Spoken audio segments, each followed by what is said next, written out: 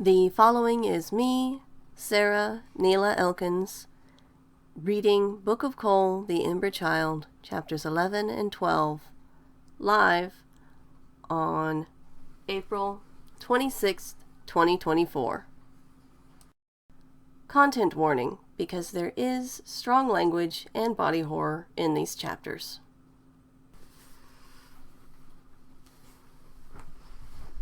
Okay.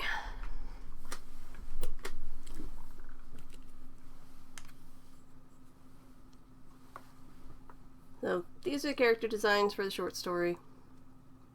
They will go away now.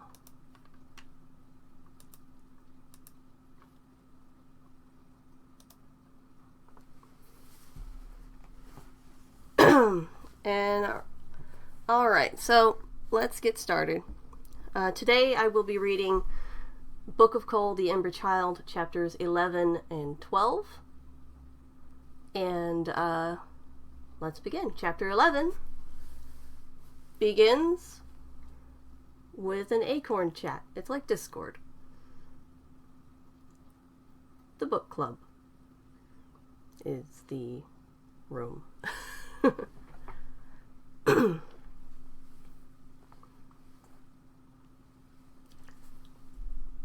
Residential desk spot today at 5:45 a.m. It has to be them at the club, right? Tonight, right? Did anyone else see pics of the CoL holding the place up? That was Book, right? Right? Madam Ruff, 5:46 a.m. I'm so glad I'm not the only one awake at this hour trying to figure this out. That was our Book, right? Residential desk spot today, 5:46 a.m. Miss me with that our Book business, but yeah, I totally think it was. I didn't see any pics of their basic, though. Madam Ruff, today, 5:47 a.m. Sorry, I didn't see any basic pics either. Admins might remove if anyone posts them here. At least I would if I was admin. Locus 58, admin, today, 5:48 a.m. We'll consider it. We should respect their wishes to remain anonymous. Other CoLs in the studies have done interviews, but Book has been notoriously silent. I will ask around. Madam Ruff, today, 5:48 a.m. You're gonna ask Book? Locus 58, admin, today, 5:49 a.m.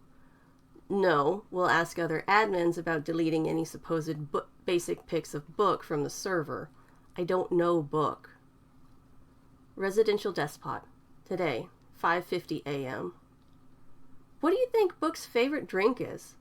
Beer? Thunderskull is typing.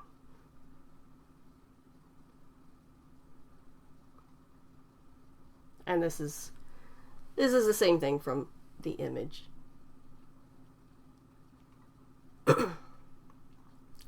The sun is coming up, and with it, more people are moving about Little Asgard Heights.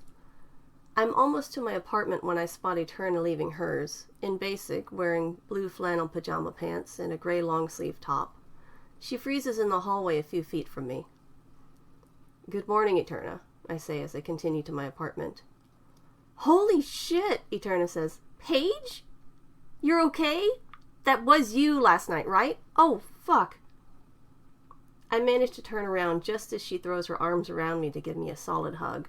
It's not a crushing hug. As a result, I can tell she's not using her powers at all right now. What? Eterna pulls away. The news! Last night, I couldn't sleep. There was some shit that went down at Stick Shifters, and they said a CoL saved a bunch of people and kept the building from falling in on them, and that was you, right? You are Paige, my neighbor, right? Oh, I forgot I'm still shifted. In less than a second, I revert to basic form, my clothing popping with the speed of my change. I nod. Yeah, and I'm fine. Oh, thank gods, she says before hugging me again. I was so worried I couldn't even bake. What the fuck happened? I gently return the hug before stepping back and moving to my apartment door. It's been a very long night. That's burying the lead, she says before following me into my apartment. You held up a fucking building. An entire fucking building. Then you just walk home? I got a ride, I say as I head to the fridge. I really doubt I'll get a chance to sleep anytime soon, so I go ahead and blank out my fatigue. But I still need to eat something. I grab my milk and a glass to pour a drink. It'll have to do for now while I have company over. Okay, you got a ride like nothing happened?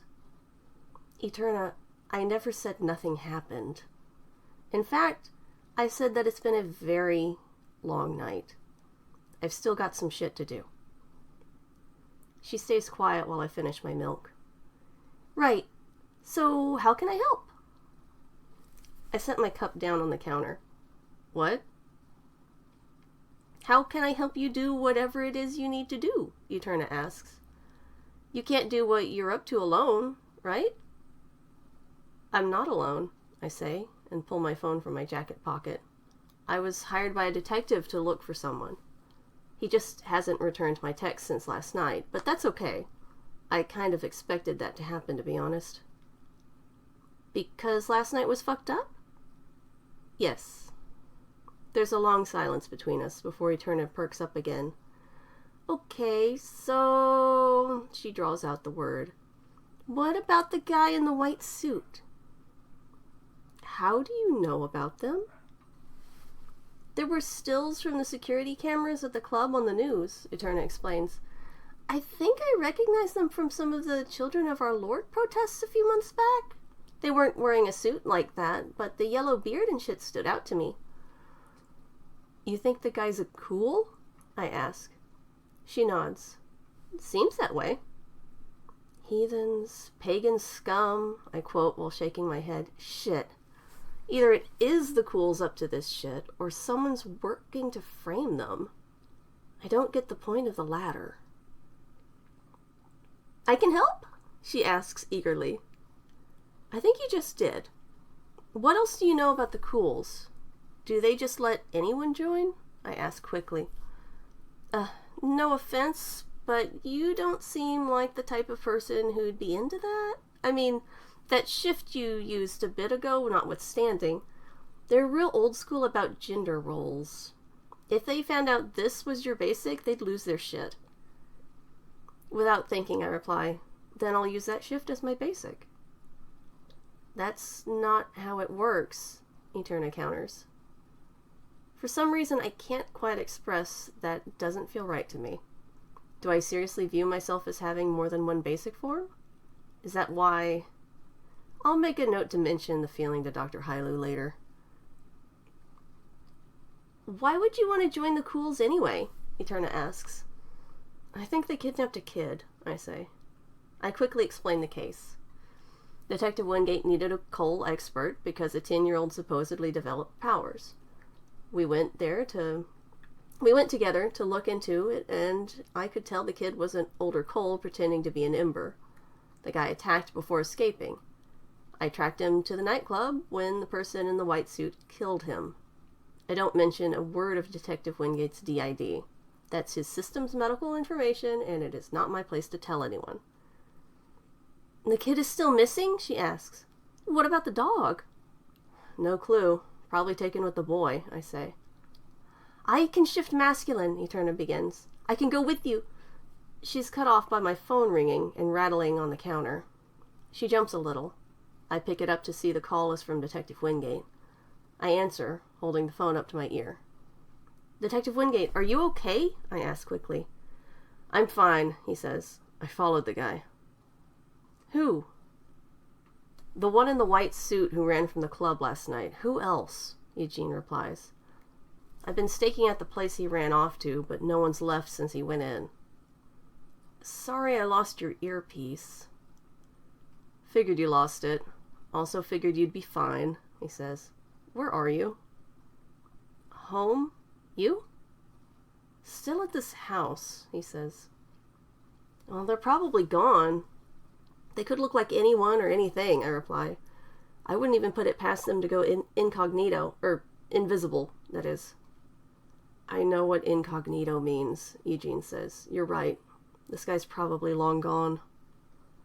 This time I jump a bit when Eterna, on the other side of my kitchen, butts in with, "That house is probably a dead end." I turn to stare at her. "What?" she asks and points to her ears.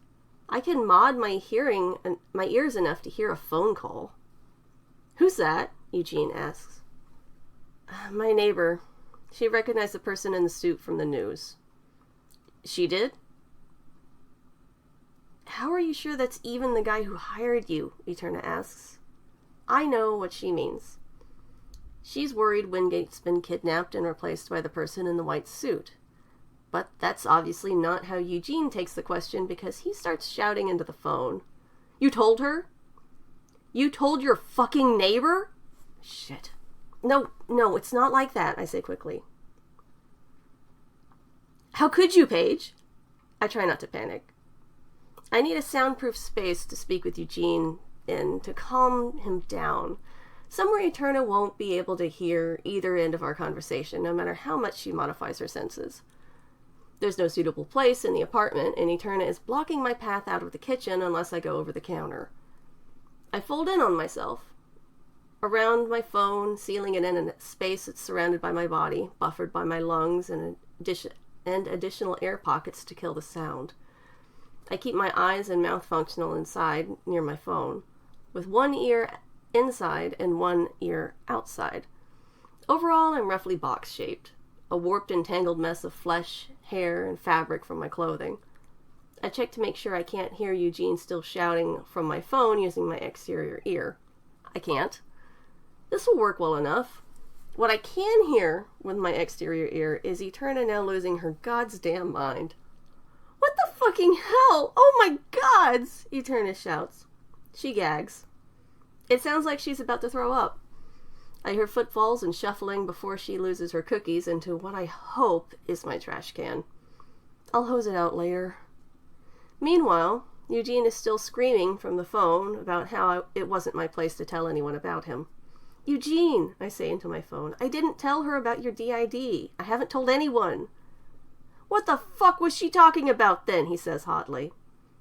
"She probably thought you'd been kidnapped and replaced like the kid," I say. "She can still hear us. She's a CoL." "She can't, and believe me, she's a little busy," I reply. I can still hear Eterna dry heaving. "Why can't she hear us?"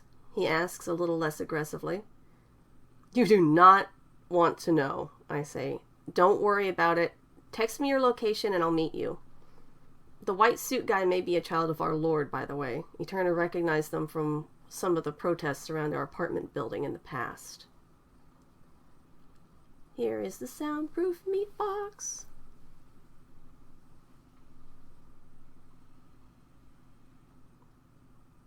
Y'all can have a good look at the soundproof meat box page. There's a brief silence on the other end of the line before Eugene says anything else. That makes sense. Tell her thanks and keep her out of this. People have already been killed.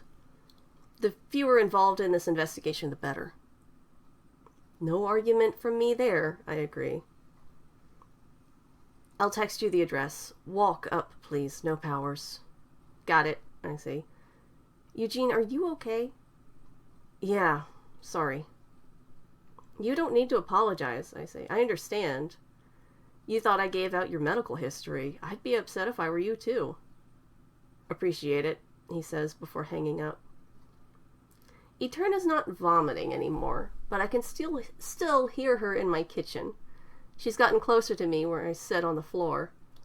I shift more slowly than normal to give her time to take a few steps back as I unfold myself to stand in my kitchen, back in basic. Sorry about that, I say. Private conversation. What the fuck? Eterna breathes, her hand still outstretched, shaking in the air. She was going to give me a good poke. I'm sure she would have used a stick if there had been one handy. What the fuck? I should have made that more pretty, I say. What were you? She asks. Soundproof meat box, I say. Don't think about it. What the fuck? Eterna shouts while shaking. She looks at me. Our powers, the theory? That we tap into alternate versions of ourselves? Does that mean there's some world where you're a fucking soundproof meat box? Dr. Hailu always left that bit about me out of the books. She did include that I could do things that, quote, disturb other CoLs. I guess the news didn't mention exactly what I did to keep the building up either. I think for a moment before I answer. It's complicated. Complicated? Complicated? Yes, Eterna. You should go home. Get some rest. Bake something, I say. Thank you for the info about the guy in the white suit. I'm never going to sleep again after seeing your meat box. I don't blame her. I also don't offer to walk her out because she keeps her distance from me the entire time she's heading for the door. I make sure it's shut behind her, then grab the trash can, which is indeed full of vomit. Thankfully, the plastic bag held up well. I tie it off before removing it. I'll dump this in one of the cans outside on my way out to meet Eugene. Before I leave my apartment, I use the restroom. I don't know what confuses me more, becoming a soundproof meat box and a gigantic flesh beast feeling more normal and correct than copying Martin Aaron, or Naomi coming on to me after she saw me become a gigantic flesh beast. Are all allosexual people like that?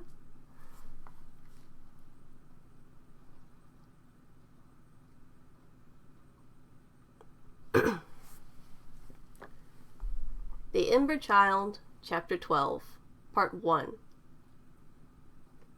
Police facing scrutiny over handling of February 17th events. Chad Collins, Austin Statesman. Published 3:40 p.m. Central Time. March 13th, 2029. Federal authorities are investigating the Austin Police Department's reaction to the appearance of persons with supernatural powers last month. Several deaths resulted from officer-involved shootings. Police records show conflicting reports as to the events. The address Eugene sends me is on the other side of town. There's no way I'll make it in a reasonable amount of time using a rideshare thanks to the morning rush hour traffic. However, I do have the licenses to use my powers for work, so I find a nice quiet place on the roof of Little Asgard Heights. The top of the complex has a pitched roof with a solar panel array and, as I'm now discovering, little Viking-style dragon heads on the top corners. They're kind of cute with their little tongues sticking out. Once I'm situated on the roof, I relax my shoulders and shift a pair of wings from my lower back. Even with CoLs having existed for the last 10 years, it's probably not a great idea to fly over a city with giant fleshy dragon wings. As much as I don't like to, I make myself invisible again before taking off and heading across town. I stay above the power lines and trees, in that nice gap of space planes and helicopters prefer to avoid. When I'm almost to the location Eugene sent me, my phone buzzes. I get it out, shielding it with my shifted shirt sleeve to prevent people from spotting a lone flying phone over town as I answer. On my way, I say. Get some food, Eugene says. What would you like? I ask. What was that? There's a lot of wind, Eugene says. I cover the phone better. What would you like me to get? I don't know. Burgers. No pickles. I don't know how Starling can stand them, he says. I still have the aftertaste from the last ones in my mouth. Got it, I reply. I spot a sign for a burger hat about a mile away to my left. A burger hat work? That's fine, Eugene says before hanging up. I adjust course and drop down a couple blocks from the fast food place before shifting back to basic. I duck behind a dumpster and become visible again. It's early enough to get breakfast. I order a couple egg and sausage biscuits for myself, but get Eugene his burger and fries with a soda. I check the address he sent on my phone while I wait for the to-go bags in the lobby. I'm not terribly far from it, relatively speaking. Austin is pretty spread out, meaning I'm still over a mile away, but if I take the street next to the burger hat, I should be able to make it there relatively quickly.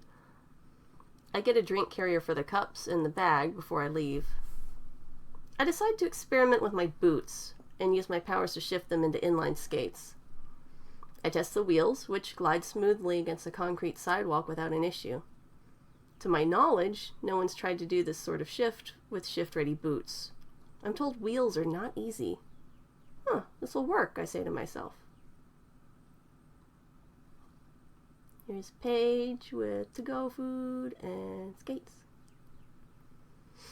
The sidewalks in this part of town are well maintained. I'm able to keep the food and drink stable as I roll towards Eugene.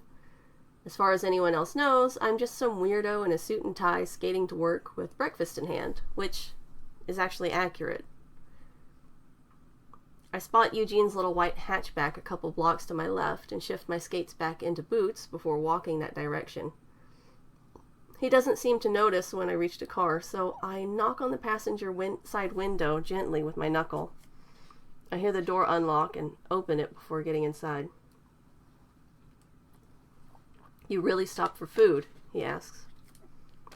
I get my biscuits out of the bag and hand him the rest. "You asked me to get you a burger. I also need to eat." He unwraps his meal. "I'll reimburse you." "No need," I say. Eugene looks over at me as he chews. "What?" "You don't need to reimburse me for breakfast," I say between bites of my own food. I sip my large orange juice. "You work at a grocery store," he replies. "You shouldn't have to shell out for my meals." "Starling paid last time," I say, "and I quit that job." "Why quit?" "Why were you working in a grocery store in the first place?" he asks me as he eats his fries. "I don't know," I reply. "It's just what was available in town. And I quit because I was looking for I stop myself. "A change?" he asks. "Yeah, as cliche as that sounds," I say. "I really did have all my things packed in boxes waiting." "And Starling just drops out of the sky," he says. "Are you okay?" I ask while wadding up my wrappers.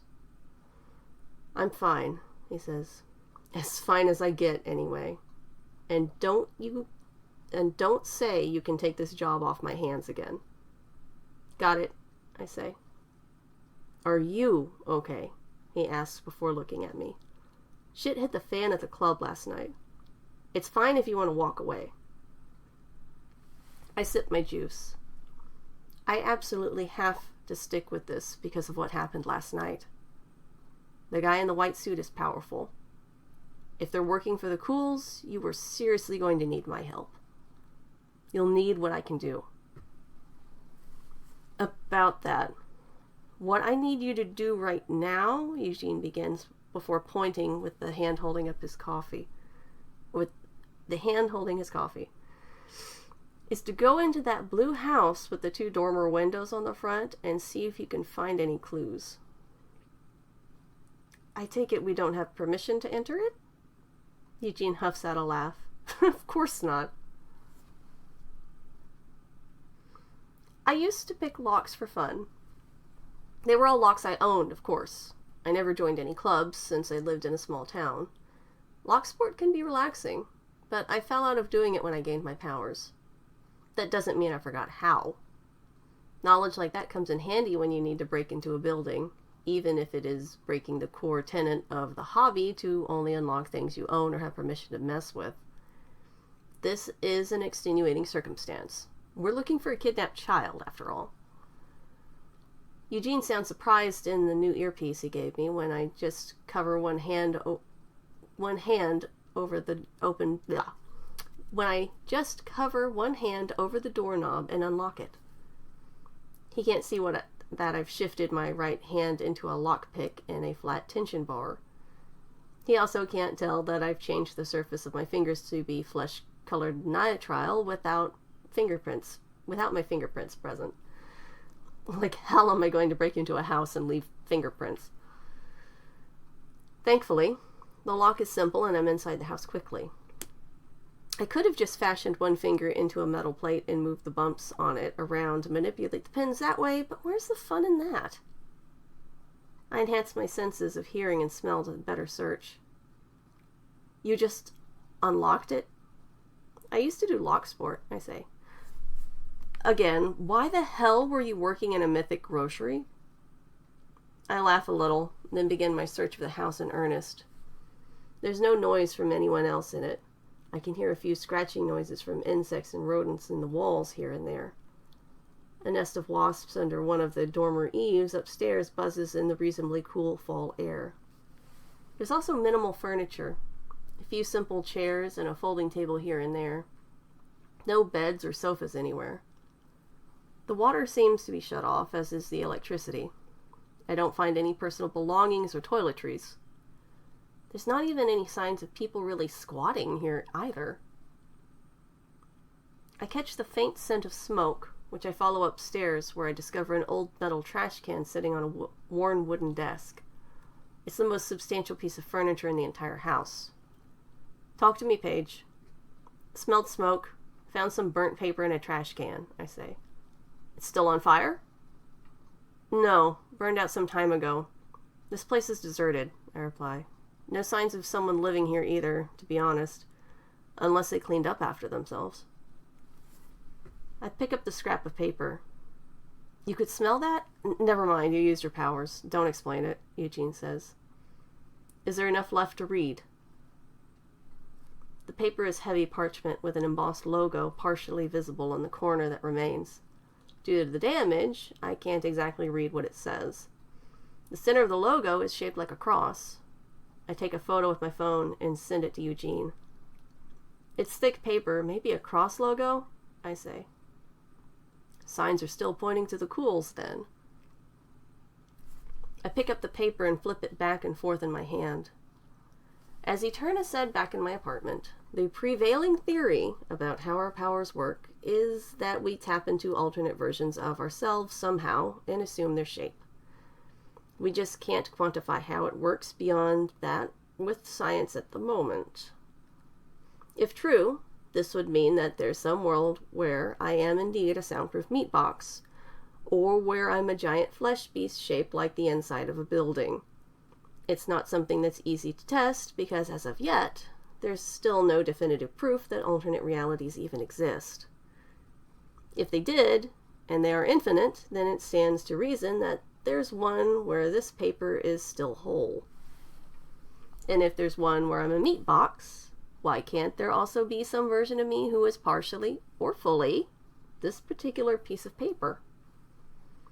I set the paper down on the tabletop, then shift my right hand to mimic it, spreading the paper out from the burnt edge to form a thick rectangle of parchment. My hand flattens and pales, a sheet of paper growing from my wrist. If there's nothing else, come back to the car, Eugene says. One sec, I say, examining my shape-shifted paper hand. Ink swirls and spasms across the surface, never quite forming letters. Even the embossed section that had burned away doesn't remain solid. I've never had a shapeshift do this. Is it because I don't know what was on the paper? Is it because there's just too many possibilities? I shake my hand as I shift it back to basic. Paige? Eugene asks. On my way.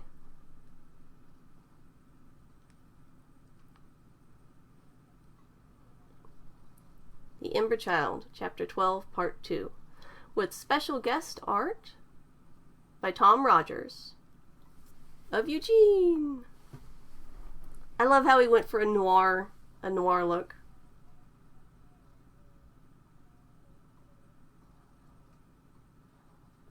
Why is it? I don't know why Tapas is doing this with the text now. Okay.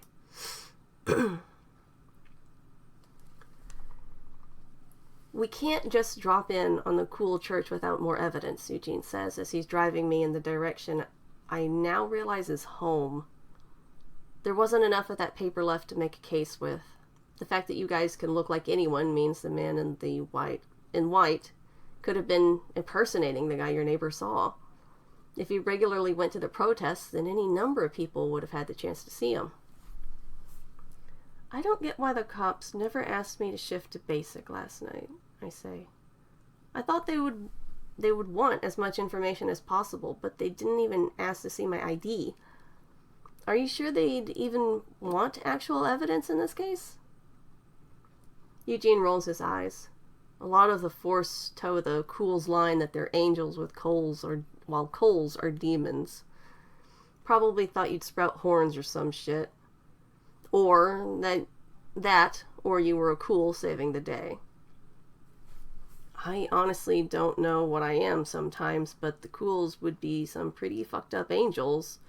Kidnapping kids and killing people? Shit. Even with all this, you think it's a dead end, right? I ask. That's why you're taking me to my apartment?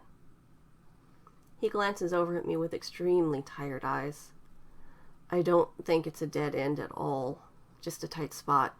But unlike you, I don't have any superpowers. I need to sleep, and soon. But you do.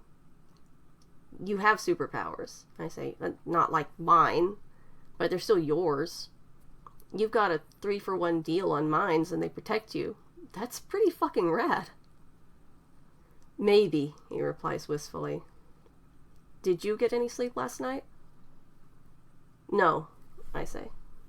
You should, he says, before pulling over next to the curb. This is as far as I can go. You'll have to walk the rest of the way home. What about you? I'm going to go crash, he says. I can drive you home, I offer. No thanks, he replies. He looks at me. I've only known you a few days, but I can tell you're going to go in there and scope out the CoL church. Just be careful. Don't make any waves or let them know who you are, all right? If you find anything, don't do any foolish shit. Just give me a call immediately. You know me pretty well already, I say with a smirk. Go get some rest, Eugene. I doubt I'll get much sleep while the kid's still missing, but I will try, he says. I'll be at the hotel, it's closer. I don't push it, and instead get out of the car and watch him pull a U-turn in the middle of the street. I'd like to get some rest myself, even if I don't currently feel tired since I cleared out my fatigue this morning. Like Eugene, I doubt I'll be able to sleep without knowing what happened to the real Patrick. I don't like the idea of going to the CoL church right away. I head home instead.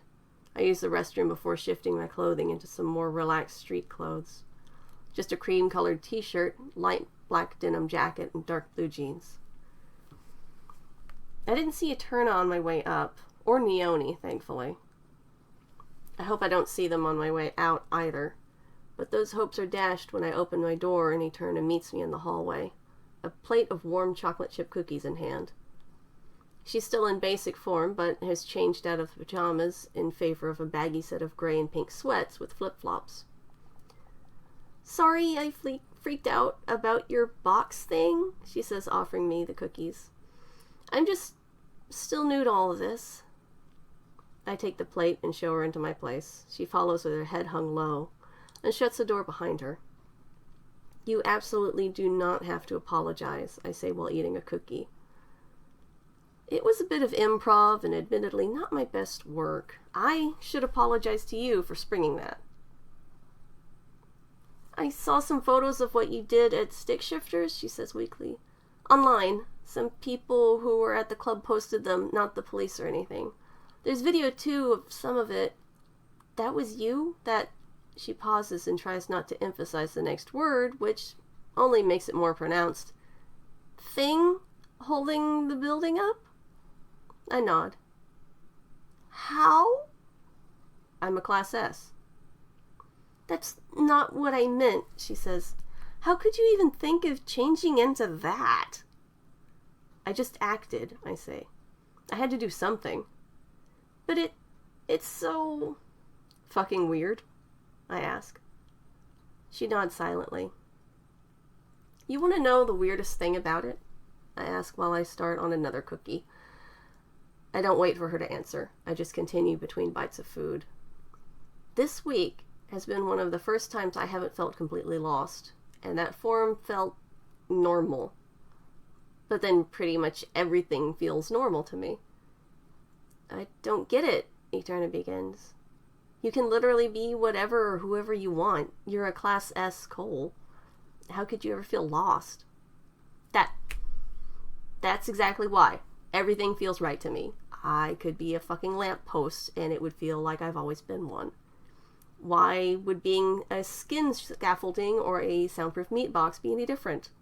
How am I supposed to find who I am when every goddamn thing I try fits the bill? Except, I catch myself. Yesterday I copied this guy who tried to kill me, and it felt just plain wrong. What? What do you mean? I mean it felt bad, I say. Like a damp sock on the wrong foot. I don't quite get it, but it's the first time I've ever felt like that in 10 years of using my powers. You may not believe this, but I have used my powers quite a bit before, just not out in public like this. I take in a deep breath before continuing.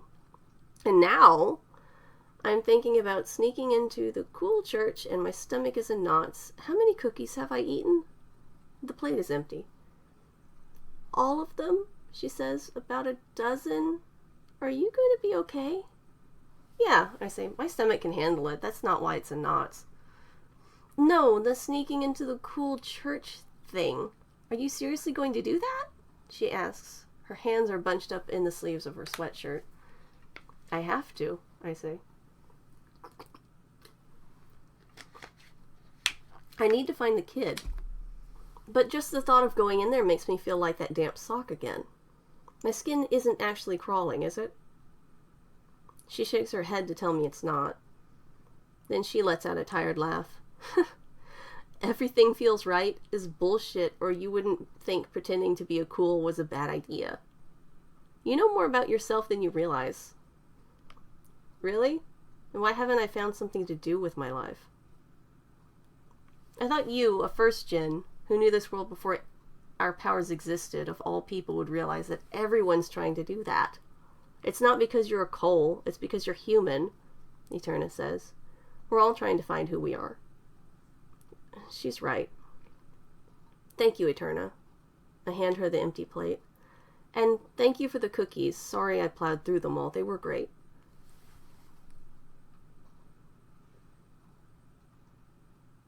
And that ends chapter 12. If you've enjoyed listening to me read chapters 11 and 12 of Book of CoL, The Ember Child, please like and subscribe here on YouTube. And remember, you can read the entire series on Tapas for free. Thank you.